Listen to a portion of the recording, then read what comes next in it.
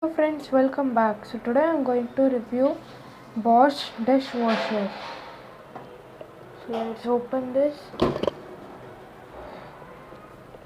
Here you keep your rinse aid and over here you keep your detergent.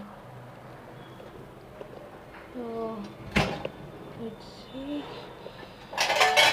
So in this utensil you can see there are some food particles inside this utensil.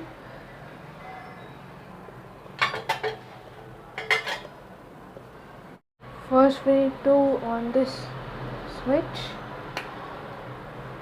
and then press on and off button and then click auto mode and then click start button.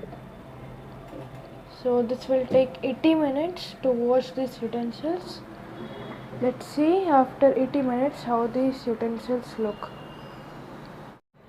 Let's open this. So do not touch the utensils when this dishwasher is done with its cleaning.